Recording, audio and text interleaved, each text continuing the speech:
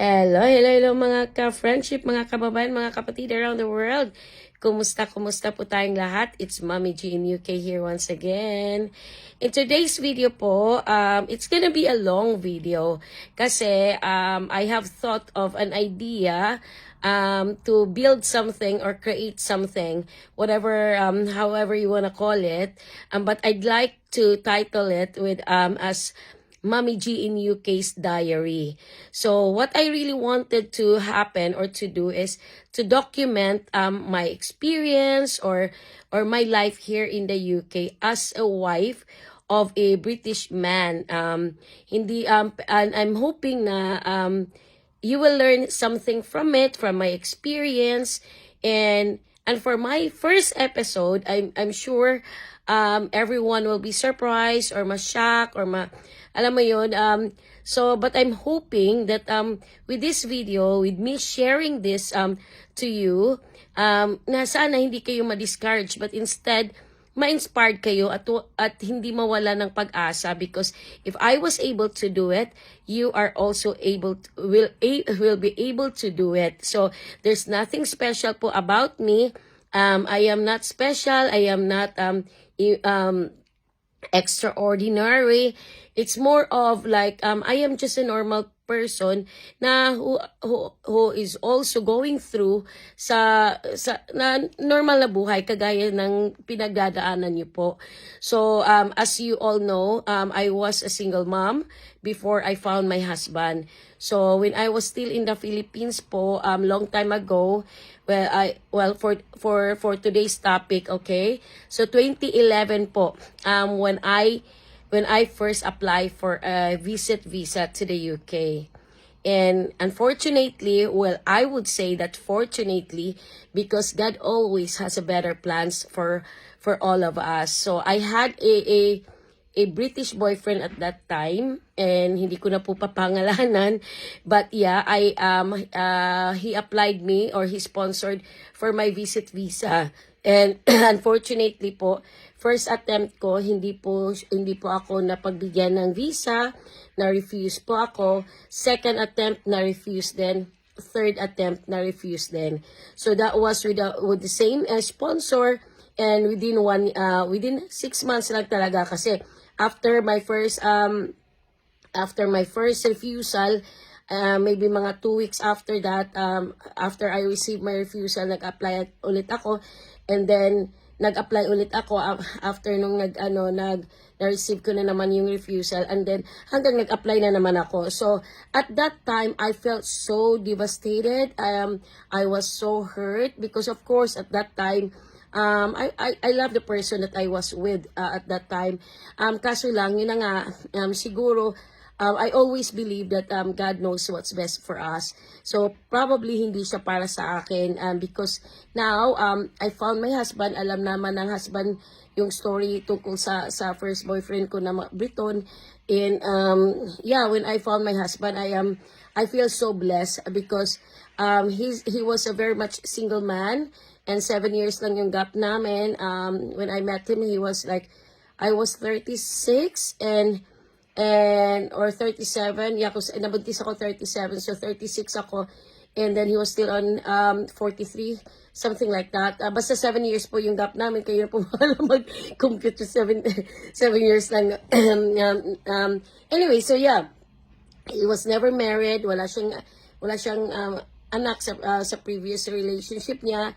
So it wasn't really like hindi siya complicated nga, ika nga, di ba? Kasi yun na nga, minsan mahirap din kasi pagka lalo na sa mga Pinay, no? Na parang mahirap makipagrelasyon sa sa isang tao na meron na ding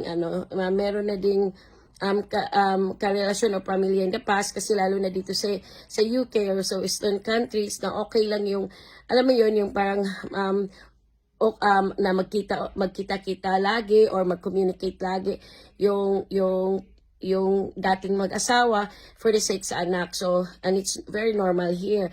Pero sa ating mga Pinoy, of course, hindi normal sa atin yon, or hindi tayo very open when it comes to that. And most of us mga Filipina is we are jealous, and also like we are really like narrow-minded when it comes to topics like that or things like that. But anyways, yeah, so yun na nga, I was devastated at that time. Sobrang nasaktan ako, and I almost gave up na ayoko na na maghanap ng puti, or ayoko na maghanap na ng boyfriend or magiging, part of to complete my family, because that was really my intention. Gusto ko talaga makompleto ang pamilya ko ever since I was high school talaga, and gusto ko talaga na magkaroon ng asawa, ng normal na buhay, may pamilya. But then of course we all make mistakes, and part of that is hindi mistake. I don't consider my children as mistakes, because I love them so much, and they are really really angels, blessings sa buhay ko, and I wouldn't be as blessed as I am now and without them. So ang sa akin pero yun na nga, so I wasn't married sa ama nila, so now so I still did not give up, and in fact kaming tatlo talaga nagpe-pray lagi na for God to one day na na ipadala ni God ang right person for us. But at that time, yung na-failed yung yung naghiwalay nga kami eventually nung boyfriend ko na yon, siguro napagod din siya kasi gastos masyadong gastos ang pag-apply ng visa, and then but then I'll tell you in the next video about the refusals, or the reasons for refusals that made me then parang na-challenge ako at that time, because I can't believe how I tried every time, 'di ba? Pag na-refuse tayo, sinasabi nila na the next application na dapat sa i-address mo yung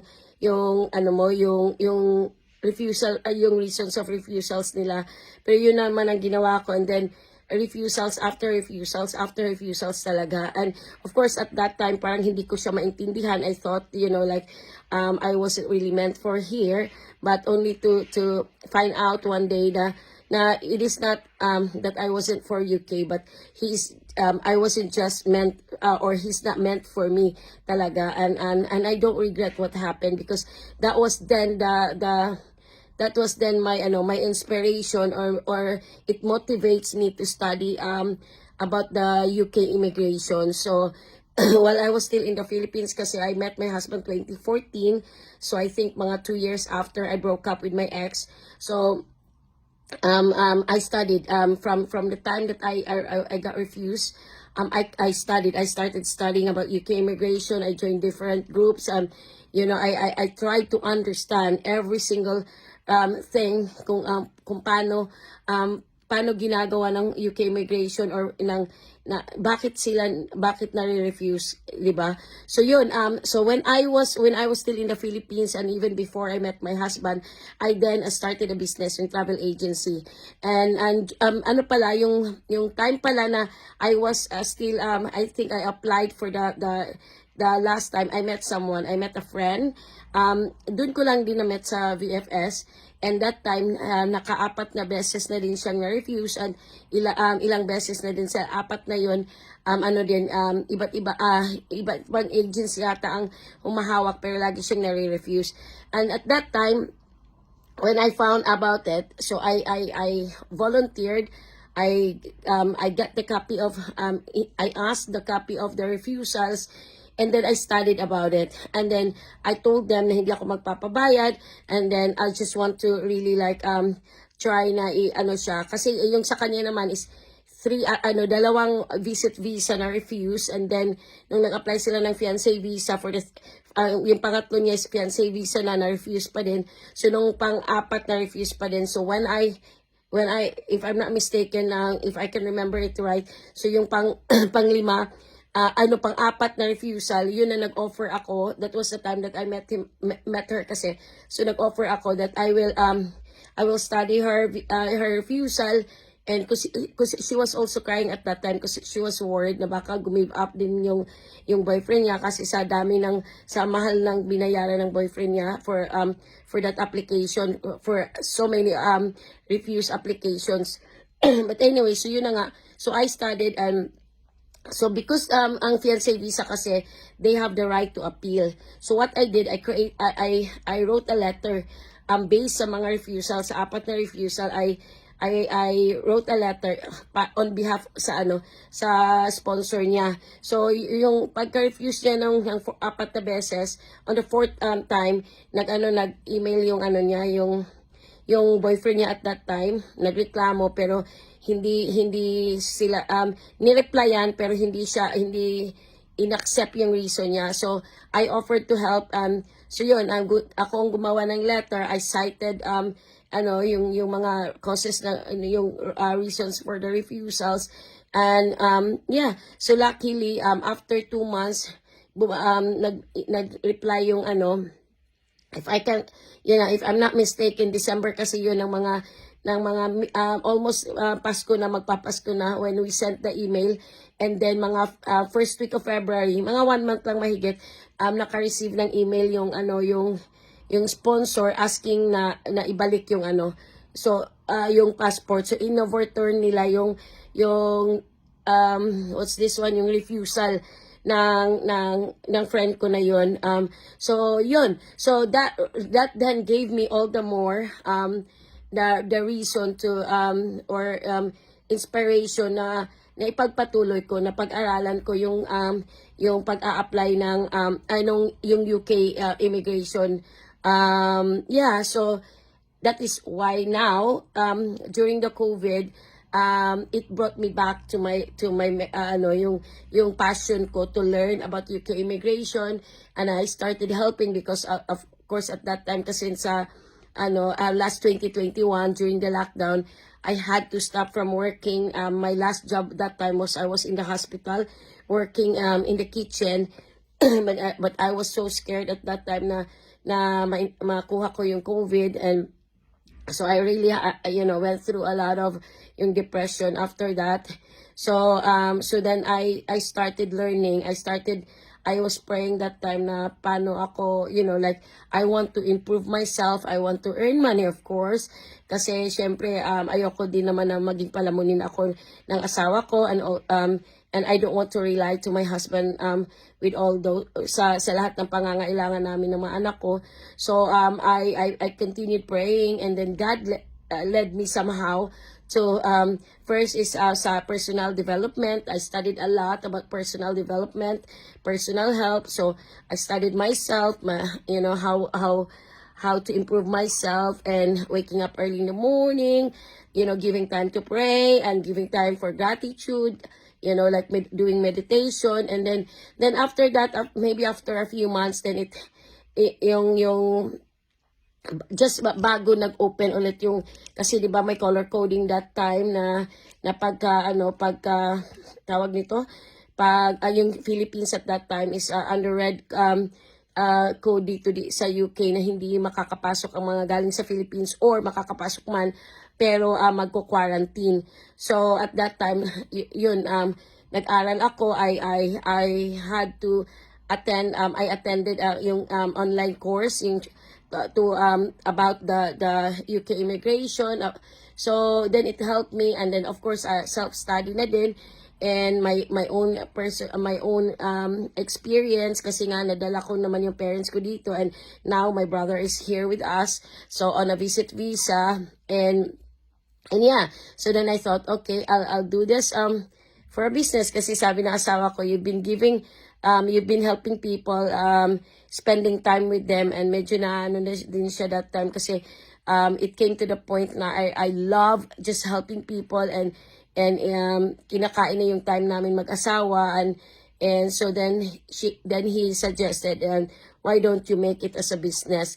And so I thought that time, then yeah, why not? And so I started from there, and ang pinaka-importante lang talaga sa akin is makatulong ako, and always lagi kong sinasabi sa aking mga client na always just be honest, kasi the purpose of my the reason why I built this business is not only for for me to make money, but also to be able to help a lot of Filipinos coming to the UK, yung mga nahihirapan na paano mag-apply, and then as well as kasi marami naman na na eligible to apply, only that they can't afford or they don't have much idea on how to do it. And then mas mahal kasi yung solicitor, of course, kasi naman nag-aral yan sila sa uni, and so kaya yun, so then I thought like, why not build this business, help more people in an affordable cost, diba? So this time, I'm so happy. Every time talaga, marami po na kaming natulungan na mga, lalo na yung mga na-refuse dati. So, kasi ako, nakaka-relate ako, and I'm so glad na ginawa ko to, kasi kahapon or kanina lang, I received a very surprise na hindi naman surprise, pero kasi marami na din namang na-refuse na parang, mga parang imposible na cases, pero napa-approve namin, nagawa namin ng paraan. So, eto namang dalawang client namin na-approve is, ano ba yun, yung isa is, siya, yung parang hesitant siya, first timer niya, and wala siyang masyadong strong ties, kasi yung nanay lang ata niya ang strong ties niya, and then, at sa katrabaho, may trabaho siya, pero parang 1 year pa lang siya mahigit, and then yung isa naman is na-refuse na dati, so she was really hesitant, and even her sponsor parang walang tiwala sa akin that time, and then medyo natagalan nga lang yung decision niya. It's because kasi siguro dahil na-refuse na siya dati, but gladly it was really a good news na na-approve silang dalawa today, and only to find out na nagchat na pala sila, nagchichikahan na, magkakilala na pala sila, and they're both waiting for the result, and sabay pa lumabas yung nila, yung visa nila. So I'm really glad na I'm doing this business. I am so happy doing it, and although medyo sobrang napapagod ako minsan, kulang ng tulog, kasi I'm doing it in the middle of the night as well, kasi may pamilya nga ako, may mga anak na inaalagaan.